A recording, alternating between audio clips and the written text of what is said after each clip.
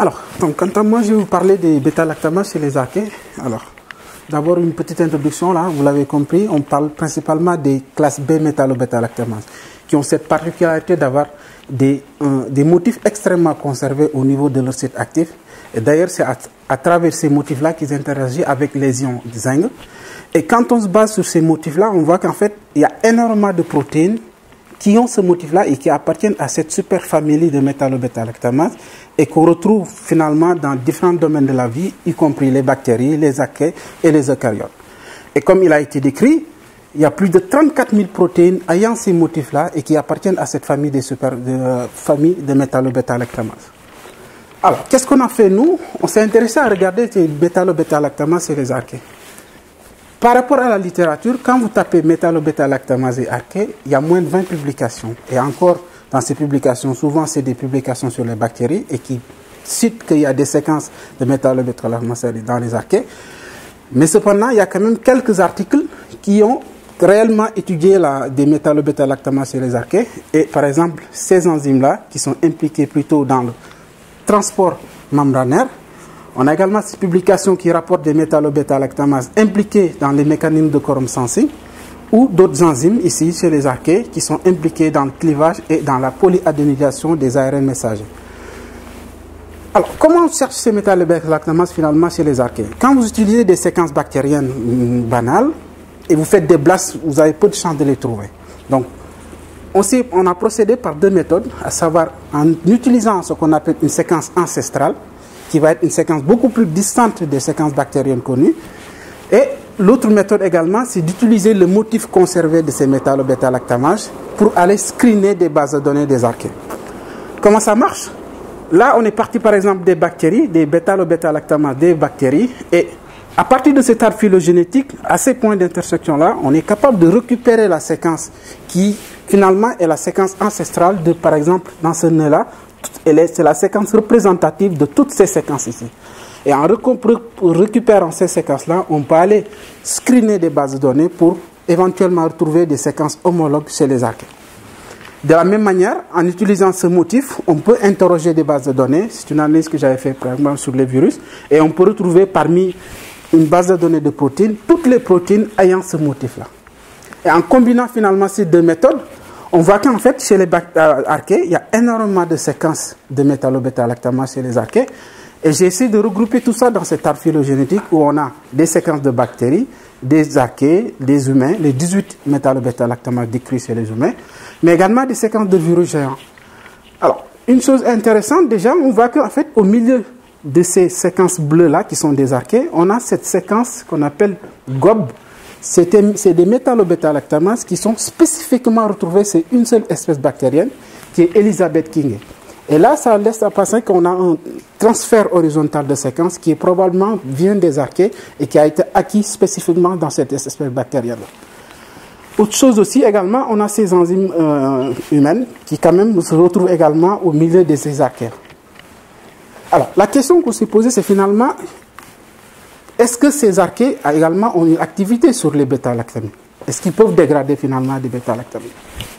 Alors, pour cela, on en a exprimé un de ces gènes qui est Méthanosarcina barkeri. Lucie Pinot l'a expliqué et l'a testé. Alors, en plus de ça, on a également quand même exprimé ce gène-là, qu'on a utilisé comme contrôle positif. Ce gène-là, dont on a parlé tout à l'heure, a été exprimé et testé dans le laboratoire. Des séquences du humain également, tout ça ont été exprimées et testées. Et également ce gène dont Philippe vient de parler. Alors, une fois exprimé, comment on a testé son activité? En utilisant un test qui est quand même longtemps utilisé et qui permet d'étudier l'activité d'une bêta-lactamase. Et ce test s'appelle la céphinase test. En fait, on utilise la nitrocéphine qui est une analogue des céphalosporines. Et ça a permis d'évaluer les constantes cinétiques de plusieurs enzymes. Et c'est une test colorimétrique. Quand vous avez une réaction, l'hydrolyse de cette molécule, on a une coloration rouge qui apparaît. Et quand on teste maintenant cette molécule avec l'enzyme des archées, on voit ici qu'on a une dégradation quand même, aussi bien en utilisant des disques de céphinase ou bien en milieu liquide également. Au bout de 30 minutes, on pouvait voir une dégradation de cette molécule. De la même manière, on peut suivre cette dégradation par absorbance. Et on voit que lorsque vous utilisez ici un inhibiteur de sulbactam, on perd cette activité-là. Ce qui veut dire qu'éventuellement, c'est une enzyme qui a une activité, cette bêta-lactamase. En utilisant la LCMS, on a testé son activité sur la pénicilline, et toujours en suivant les métaboliques de la pénicilline, et on voyait qu'au cours du temps, on fait disparaître la pénicilline et on a l'apparition de son métabolique, ce qui montre également ici une dégradation de la pénicilline G. Biologiquement, nous l'avons testé en prenant ici la suspension de l'enzyme purifiée, qu'on a fait de trousse une gélose et regarder la croissance de Streptococcus pneumoniae, qui est une source très sensible à la pénicilline. Et quand vous le mettez là, ici, de la pénicilline, vous voyez qu'on a une zone d'inhibition avec juste l'antibiotique. Par contre, ici, si vous mettez le sulbactam tout seul, qui est un inhibiteur de bêta-lactamase, on voit que la bactérie pousse jusqu'au contact, donc il n'y a pas d'inhibition de la croissance bactérienne. Ici, pareil, l'enzyme tout seul, vous le mettez, il n'y a pas d'activité d'inhibition. Par contre, ce qui est intéressant, c'est quand vous mettez l'enzyme et la pénicilline, vous l'incubez et puis vous le mettez dans le puits, on voit qu'on perd l'activité de l'antibiotique. Ce qui veut dire que l'enzyme a dégradé ici la molécule et la bactérie arrive à pousser.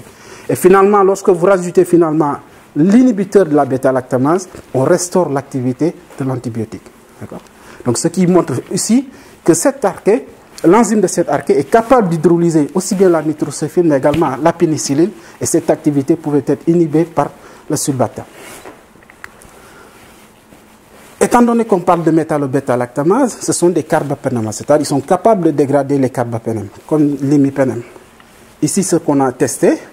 Donc, vous voyez ici, par exemple, le contrôle ici, on n'avait pas de, c'est juste l'imipénème. Par contre, quand on a utilisé ici l'enzyme GOB, qui est l'enzyme bactérien, de manière très rapide, l'imipénème disparaît et on voit ici son métabolite apparaître. Et par contre, quand on utilise celui de l'archée, on voit au cours du temps une diminution de la pénicilline et une augmentation de son métabolite. Donc, ce qui veut dire que là aussi, pareil, cet archée pouvait hydrolyser l'imipénème comme cette enzyme de bactérie. Alors, ce qui est intéressant, qui répond un peu à la question que vous avez posée tout à l'heure, il faut savoir que les archées sont naturellement résistants aux antibiotiques, notamment aux bêta-lactamines. Donc, la question qu'on peut se poser, c'est pourquoi on a des bêta-lactamases chez les archées? Quel est le rôle? Est-ce que c'est des rôles de ribonucléase, de nucléase ou de glyoxalase? On a testé cette activité. On n'avait pas d'activité de DNase. Par contre, sur l'ARN, on avait une dégradation de l'ARN. Là, c'était pareil, la même année qu'on a refait ici. Donc, il n'y avait absolument pas d'activité de DNase, mais par contre, on avait une activité significative d'ARN. Et ce qui est intéressant d'ailleurs par rapport à la bibliographie, c'est qu'on a des métallobêta-lactamases bactériens qui ont été décrits tout récemment, ici ça a été fait en 2020, qui montrent que ces métallobêta-lactamases bactériens étaient capables d'hydrolyser l'ARN.